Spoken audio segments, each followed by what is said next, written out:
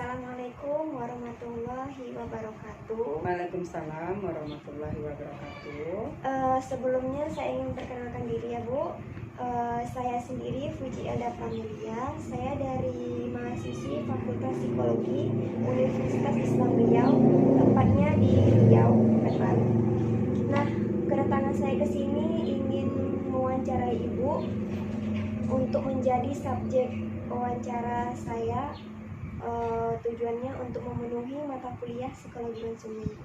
Apakah Ibu bersedia? Ya, silakan. Baik, langsung saya jelaskan ya Bu ya.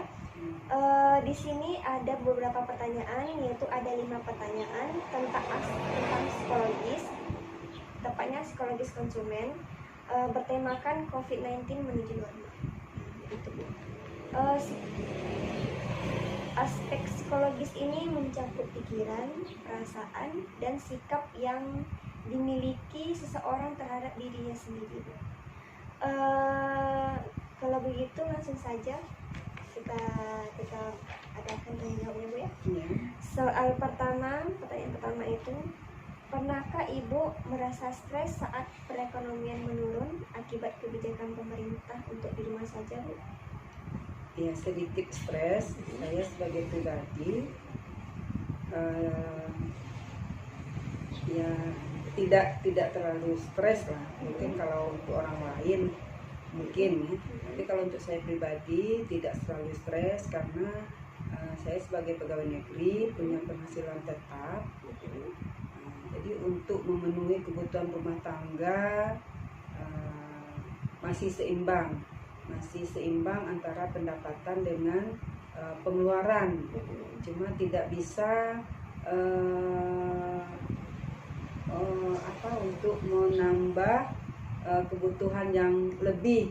Kalau untuk memenuhi kebutuhan pokok itu terpenuhi, tapi kalau untuk memenuhi kebutuhan yang lain karena tidak bisa mendapatkan penghasilan lain selain dari gaji gitu. Ya mungkin itu. Selanjutnya pertanyaan kedua ya Bu ya. Jika negara kita dibebaskan dari virus, tentu masyarakat akan kembali normal. Namun apakah Ibu akan menjaga kebersihan seperti saat ini? Salah satunya menggunakan produk yang dibutuhkan seperti masker, hand sanitizer, atau produk-produk yang dibutuhkan pada saat COVID-19. Ya, tetap kita lanjutkan apa yang sudah kita lakukan selama ini sesuai dengan anjuran pemerintah. Kita menjaga kesehatan ya, dengan selalu mencuci tangan, selalu menjaga kebersihan, mencuci tangan dengan sabun dan air mengalir. Terus kalau pergi keluar pakai masker, terus pakai hand sanitizer. Itu tetap dilanjutkan untuk antisipasi ya, atau untuk menjaga tidak terjadinya atau untuk menghindari tidak terjadinya penularan baru terhadap virus corona ini. Betul ya. Selanjutnya pertanyaan yang ketiga itu, apa harapan yang Ibu inginkan setelah keadaan new normal? Begitu. Harapan saya pribadi, karena di sini saya sebagai salah seorang aparatur negara, sebagai pegawai negeri. Jadi harapan saya setelah new normal ini saya bisa bekerja kembali, melaksanakan aktivitas di luar rumah ya, seperti bekerja kembali, bekerja di kantor. Kemudian untuk masyarakat yang lain yang sebagai nelayan bisa pergi ke laut, yang petani bisa kembali berkebun atau untuk bertani, yang jualan di pasar kembali beraktivitas di pasar. Jadi kesimpulannya bisa melakukan atau bisa beraktivitas kembali seperti sebelum datangnya, sebelum adanya virus corona ini. Gitu ya Bu. Terus ini Masih ada? pelajar bisa kembali ke sekolah Mm-mm. seperti sebelumnya, bisa belajar di sekolah dan anak-anak bisa bermain di luar rumah, ya bisa seperti bisa bebas ya, bebas jalan-jalan, bebas pergi kemana-mana gitu. Oh, begitu ya Bu ya. Pertanyaan selanjutnya, apakah motivasi Ibu berpengaruh terhadap pembelian selama menghadapi pandemi corona ini? Pandemi COVID-19 ini? Ini untuk motivasi untuk motivasi ya ada pengaruhnya. Kan untuk menghadapi masa pandemi ini kan kita dilarang untuk sering keluar.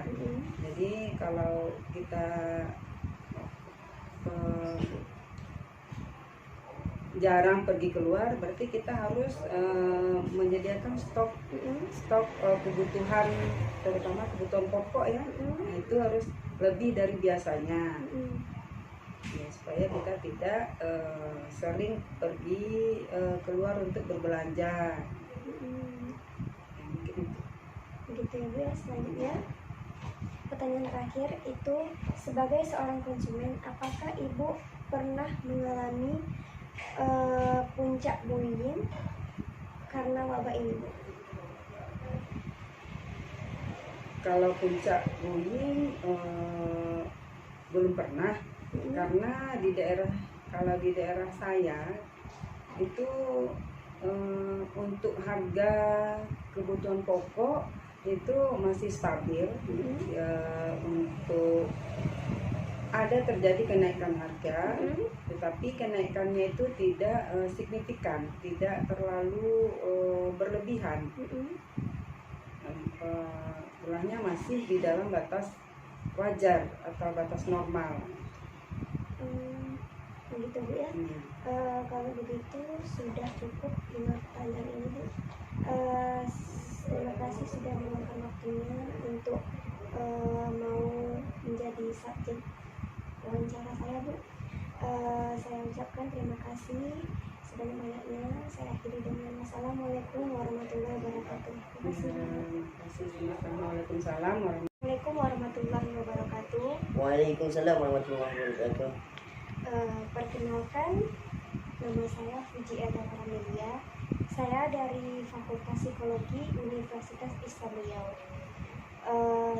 Kedatangan saya ke sini ingin mewawancarai adik. Sebelumnya saya boleh tahu nama adik siapa? Nama saya Muhammad Zidan Maulana. Ini indah. Kalau boleh tahu adik sekolah kelas berapa sekarang? Kelas 1 SMP. SMP. Berarti adik udah bisa ya jawab pertanyaan-pertanyaan kakak? Insyaallah. Kalau begitu saya akan menjelaskan biar lebih akrab kakak ya. Kakak akan menjelaskan. Di sini ada 5 pertanyaan tentang COVID-19 atau menuju normal. Ada 5 pertanyaan ini, temanya itu mencakup aspek sosial. Aspek sosial itu mencakup bagaimana peran seseorang dalam lingkup peran sosialnya dan penilaian seseorang terhadap peran tersebut. Nah, ada 5 pertanyaan. Masing-masing 5 pertanyaan itu adik harus bisa jawab. Kalau nggak bisa jawab, bisa adik bilang, Kak, saya tidak tahu jawabannya. Begitu ya. Oke, kalau begitu bisa saya mulai? Yang pertama itu, apakah lingkungan sekitar membantu dalam menghilangkan rasa bosan di rumah? Iya. Banyak kegiatan di rumah yang bisa dilakukan, seperti berolahraga, berjemur, membersihkan rumah, membantu orang tua, dan lain-lain. Bisa ibadah, belajar, dan lain-lain. Begitu ya. Baik, terima kasih atas jawabannya. yang kita lanjut pertanyaan kedua. Bagaimanakah strategi adik menjalani kehidupan sehari-hari dalam wabah COVID-19 yang terjadi di Indonesia pada saat 3 bulan ini dan sampai masa new normal? Sama kayak pertanyaan pertama. Kita lebih banyak berolahraga dan beribadah, meminta kepada Tuhan masing-masing agar wabah ini cepat menghilang dari Indonesia, agar kembali di normal dan meningkatkan perekonomian agar stabil kembali. Jadi, kalau begitu kita lanjut pertanyaan ketiga ya. Pembelajaran apa yang Anda dapat oleh pemerintah atau di sekitar Anda selama menghadapi COVID-19? Bisa diulang pertanyaannya? Boleh. Pembelajaran apa yang Anda dapatkan oleh pemerintah atau di sekitar adik selama menghadapi COVID-19? Banyak pembelajaran yang bisa kita lakukan dari imbauan pemerintah, yaitu ketika keluar memakai masker dan menghindari kerumunan, berjaga jarak, dan menjaga kebersihan. Itulah yang utama agar kita terbebas dari virus atau wabah. Baik, kalau begitu kita lanjutkan pertanyaan yang keempat. Apakah adik sudah membantu menghimbau masyarakat agar bijak dalam menangani COVID-19? Kalau ada, bisa dijelaskan? Saya seringkali mengimbau terutama keluarga saya Iya. agar keluar memakai masker dan kalau masuk rumah agar selalu mencuci tangan agar steril. Dah ya. Oke, selanjutnya pertanyaan terakhir ya. Menurut adik, apakah setelah wabah ini selesai, adik melihat banyak peluang dalam pekerjaan? Misalnya memiliki rencana dalam menarik konsumen untuk memperbaiki keuangan yang menurun drastis pada saat ini akibat COVID-19. Bagaimana? Bisa dimengerti pertanyaannya? Bisa bilang boleh? Bisa. Menurut adik, apakah setelah wabah ini selesai, adik melihat banyak peluang dalam pekerjaan? Misalnya memiliki rencana dalam menarik konsumen untuk memperbaiki keuangan yang menurun drastis akibat COVID-19. Kalau sudah di normal Indonesia ini, maka pekerjaan akan kembali normal dan anak-anak pun bisa bersekolah, bisa berbelanja dengan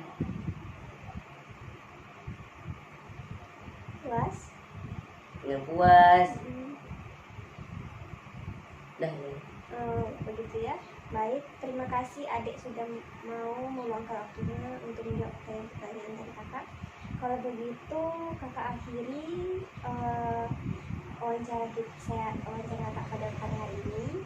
Kakak ucapkan terima kasih atas waktunya yang cukup mengganggu bagi adik mungkin ya. Saya pamit undur diri. Kalau begitu, Assalamualaikum warahmatullahi wabarakatuh. Waalaikumsalam warahmatullahi wabarakatuh. Assalamualaikum warahmatullahi wabarakatuh. Assalamualaikum warahmatullahi wabarakatuh.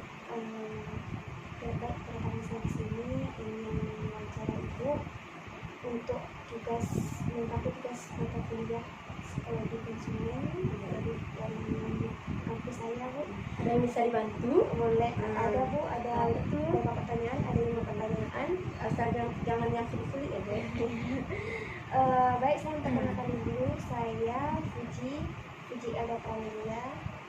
Saya mahasiswa Fakultas Psikologi Universitas Islam Riau dari Pekanbaru.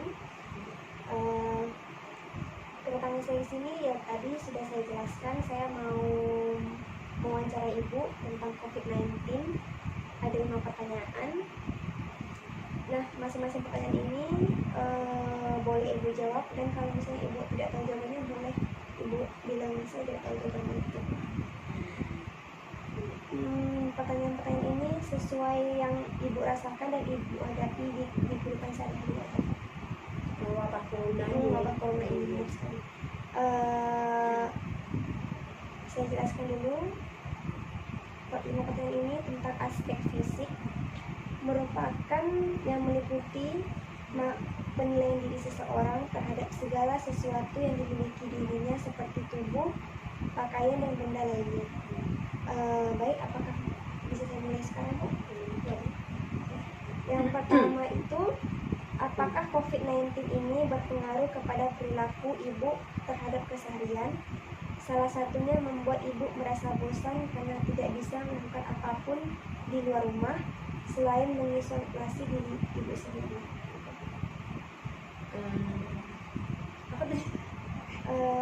Apakah COVID-19 ini berpengaruh kepada perilaku Ibu terhadap keseharian? Salah satunya membuat Ibu merasa bosan karena tidak bisa melakukan apapun di luar rumah selain mengisolasi diri sendiri. Salah satunya dengan apa namanya, kalau pengen beli sesuatu keluar rumah itu kita ada rasa-rasa takut gitu. Itu untuk itu pengaruhnya pada diri sendiri ya. Kalau keluar rumah tuh ada pesan takut kena wabah, kena virus. Habis itu apa namanya, kalau ini ya, kalau soal makanan itu apa namanya, harus dijaga betul gitu makanannya, jangan sampai tidak bisa membeli sembarangan di luar lagi seperti dulu gitu kan. Kalau membeli ke pasar kan kita kan takut dengan keramaian. Itu saya rasa cuma itu aja. Kalau terus pengen pergi keluar ya susah jalan-jalan, tak bisa. Itu salah satunya. Itulah yang pengaruh sekali gitu terhadap diri saya gitu. Selanjutnya, sejauh ini apakah Ibu pernah mengeluh social distancing di rumah dikarenakan wabah COVID-19 di Indonesia ini? Ya itu kalau saya sih yang dikeluhkan cuman ini kadang-kadang inilah terutama ini kalau soal ini apa namanya, keuangan gitu, soal dari segi ekonomi gitu. Pendapatan dulu gitu, punya usaha jadi berkurang gitu pembelinya.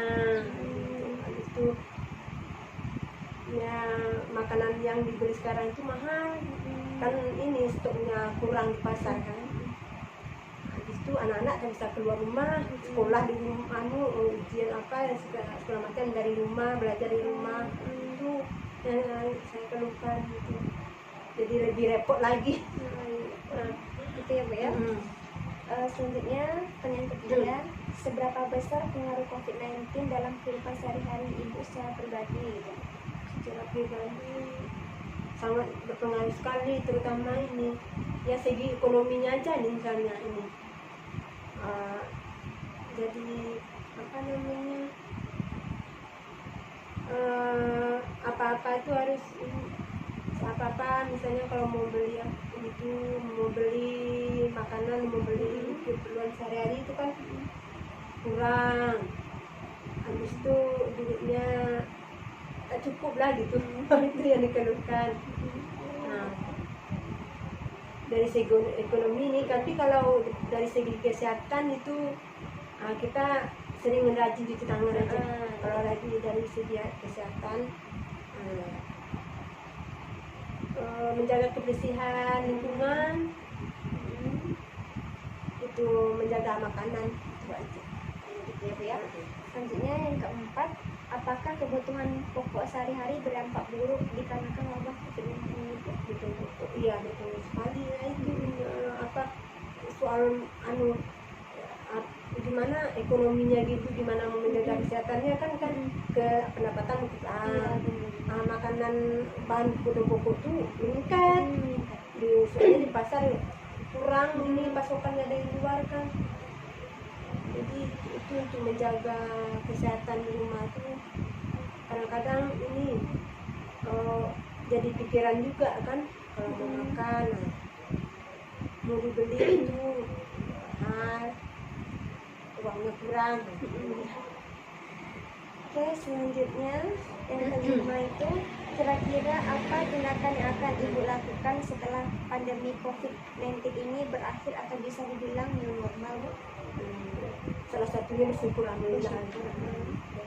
Kita udah kembali seperti biasa, walaupun tidak seperti biasanya gitu. Sekurang-kurangnya kita udah bisa beraktivitas lagi seperti biasa kan. Jadi untuk menaikkannya itu kita harus dari awal lagi, usaha misalnya dari awal lagi. Jadi ya itu aja, berusaha untuk kembali untuk memperbaiki perekonomian lagi gitu. Dengan ini ya, dengan